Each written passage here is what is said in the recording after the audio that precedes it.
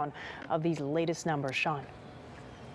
Hi there, Lourdes. Chicago right now averaging about 500 new COVID cases every day. Right now, public health officials simply are not sure how effective the current vaccines are against that new Omicron variant, but they do say that getting the vaccination is the best way not only to stop the spread of COVID overall, but also to keep new variants from emerging.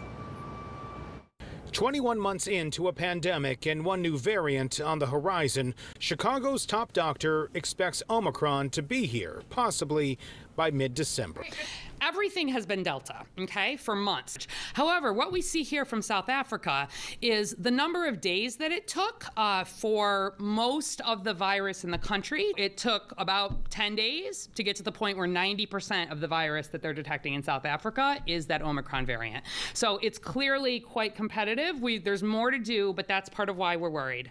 No, I can't predict for you when COVID will be at 0 cases. CPS CEO Pedro Martinez this afternoon with new numbers. So far this year, CPS reports 3,045 students have tested COVID positive, along with 887 CPS employees. And the most recent numbers show more than 90% of employees are now fully vaccinated, as well as almost half of students 12 and up, and about 13% of students 5 to 11.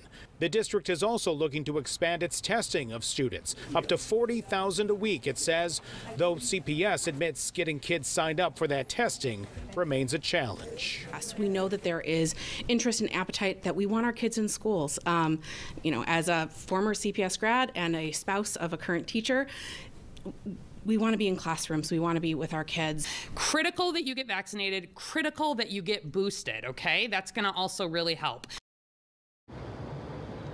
Now, CPS also has a pilot program. It's called the Test and Stay program, in which students who have been unvaccinated students who have been exposed to COVID can remain in class as long as they go through a rigorous protocol for testing. That is 4 tests within 7 days of that initial COVID exposure. If they test negative throughout those 4 tests over 7 days, that is what they're looking at right now. It's a test pilot program right now in just a few CPS schools. If it is effective, they will expand it throughout the entire district. Of course, CPS still looking at expanding just regular testing and still having a hard time getting parents of students to have those students be part of the testing program. So a lot more work to do as far as the students are concerned. For now, we are live downtown. Sean Lewis, WGN News. More challenges. Sean, thanks a lot.